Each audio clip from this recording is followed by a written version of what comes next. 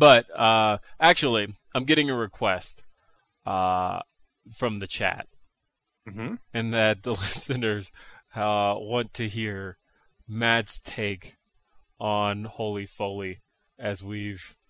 Good luck, Matt. I've sat down 6 times to watch that show and got through a combined 2.5 episodes. I want to hear Eric talk about it a little bit first. None of them know how to act. And even when they went to the WWE offices, and those could have just been actors, they were horrible. Like when Dewey came in and was like, Dewey Foley. Foley? Like Mick Foley? It was the dumbest thing ever. And there are no good storylines. I've only seen one episode, and you're a smarter man than I. Eric, I can't watch anymore. I can't. Matt, I'm going to tell you, I'm here for you. I'm here to support you. Do not ever put it back on again. I need therapy. Well, I would rather watch Swerved. Swerved is a great show. See? Okay, we're not talking about Swerved, damn it. All right, let's. You know what the ultimate Swerve I would rather watch Camp WWE, and I only watched one episode of that, and I didn't want to watch anymore. But if I had to sit down now, I'd pick that. You know what the ultimate Swerved would be? If I fucking went to watch the Cruiserweight Classic and instead got blasted with and R-Truth dancing across the screen. Yeah, and fucking Merc Ferky and Nurple Ferky and fucking Derpy Ferky on Herky Ferky on the WWE Network, where with fucking Mick Foley going through all of his fucking. I only watched one episode. Look, I can't do that. I've already done this like 7 times, and it's been like 2 weeks since I've watched it. But this show was so bad. This was the worst form of entertainment that's ever been put together, ever compiled. I'm talking music, garage bands, anything that any garage band has ever done, any awful pop music that you hate, just an awful like square note, like an awful note that's just played for 3 minutes. That's better than this. Movies. Think about the worst movie you've ever seen. The Room, maybe? I don't know. That's better than this. Even if it's longer, that's better than this.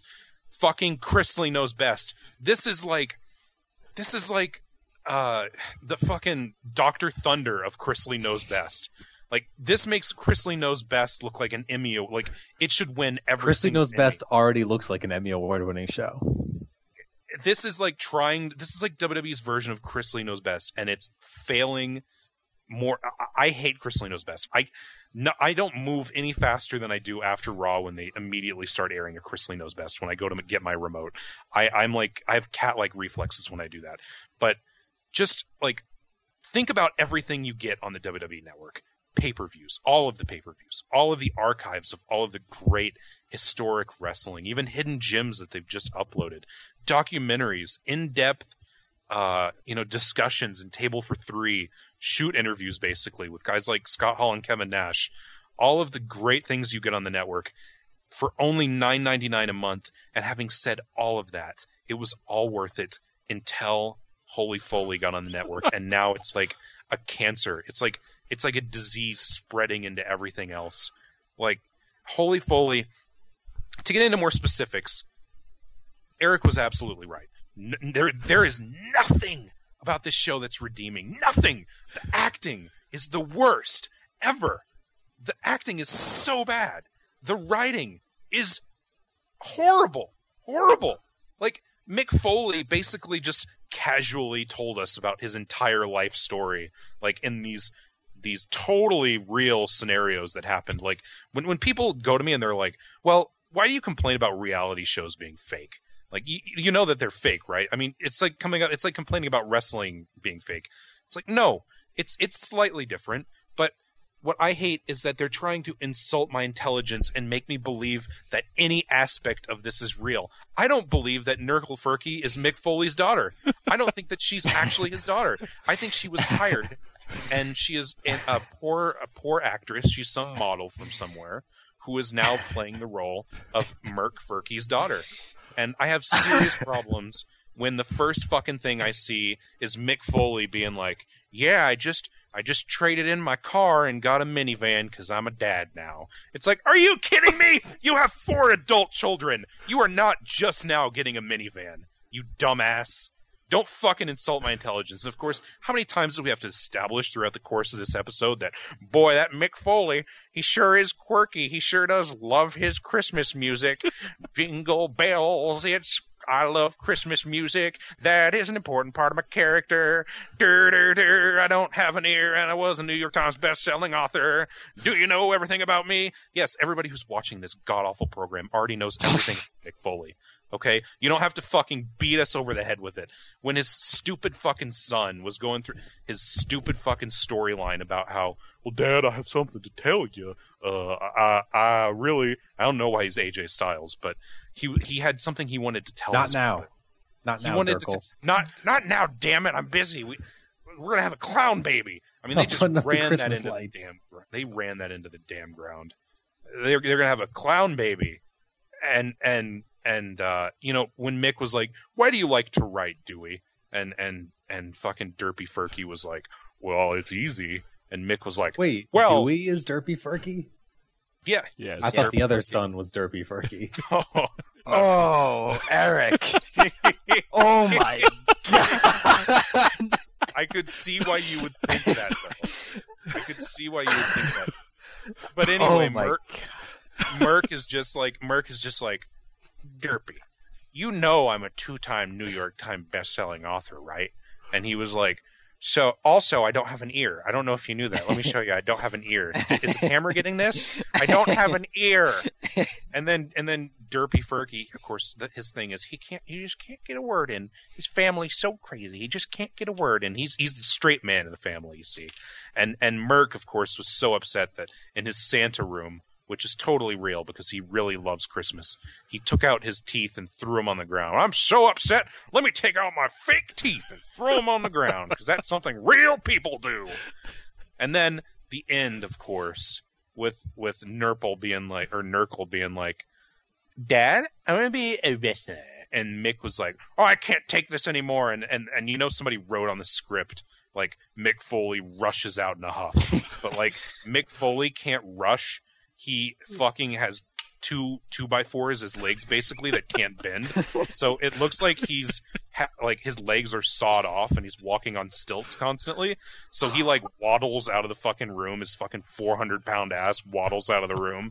And who should ever ring the doorbell at that exact very moment but the clown that they've been teasing the entire time? Oh, and Merc opens the door, and who's there with a bunch of flowers and a bottle of wine and in full face paint? Then the fucking clown that's and there's a camera shot of the door opening from the outside, so he's out there with an entire camera crew. But when it switches to Merc, you don't see the camera crew. They scatter, and Merc shuts the door on the clown because he can't take this shit anymore. He's so fed up with it. He can't even. I have never been less entertained. I watched this with Robbie, and Robbie can attest to the fact. I like how he lectures about being a hardcore legend, and then he's like, but a clown is at my house. I can't handle a clown. Yeah, and like I had my ear ripped off. Throughout the entire episode, Nurgle was going around to her family and being like, I have something I want to tell you, but I can't tell you right now. And they were all like, are you going to have a clown baby? Are you pregnant with a little clown Is it Simple Jack? I don't fucking know anymore. It's his mom. And then the funny thing is, like, she was going to tell him at dinner.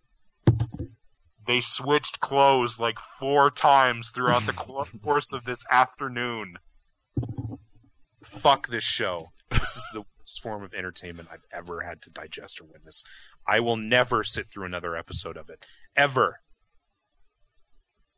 I'm so insulted that somebody put this together. And Matt, you want to watch one together? No. We'll just put it on. Play it over the audio. We'll all listen to it together. I don't know if it was on a WWE program or if it was like a YouTube ad that I had to sit through, but there was another one where Mick goes into a WWE like the warehouse, and he just so happens to walk into the area where the gobbledygooker outfit is like on display, but it's like on display. They're trying to make it seem like it was stored away, but it was like clearly propped up and facing the camera so that Mick would run into it. So he puts on the gobbledygooker, but he was like, he did it in such a way that was so fucking fake. He was like, is that the gobbledygooker that debuted on September 12th, 1993 Survivor Series on the same show? night as The Undertaker? Yeah, and it's like, wow, you have a good memory for a guy who can't remember a fucking line on Monday Night Raw! With his fucking CTE fucking tapioca pudding brain. And he just so happened to fucking remember the exact day that the fucking gobbledygooker debuted. And he put on the gobbledygooker helmet and he said, Noelle, look, I'm poultry in motion!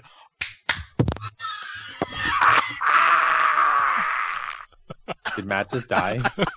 And Nurgle Ferky was like, poultry in motion, Dad? Seriously? And he was like, poultry in motion. And she was like, poultry in motion? Really? And he was like, poultry in motion. And she was like, really, Dad? Poultry in motion? And he was like, poultry in motion, Nurgle. And she was like, really, Dad? Poultry in motion? And he was like, poultry in motion, Nurgle. And she's like, yes, Nurgle, really. Poultry in... And she was like, And it's like...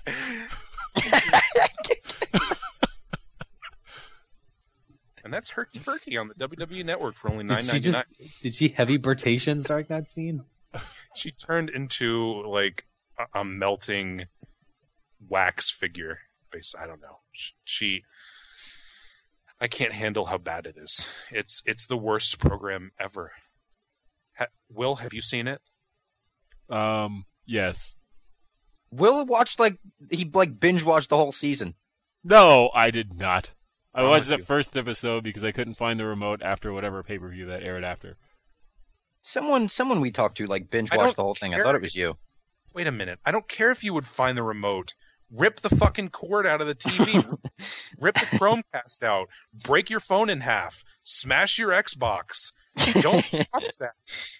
Hit your TV with a brick like Mick Foley did. Didn't he throw a brick because Daniel Bryan didn't win the Royal Rumble through a 13-inch screen? Or he hit it with a bat?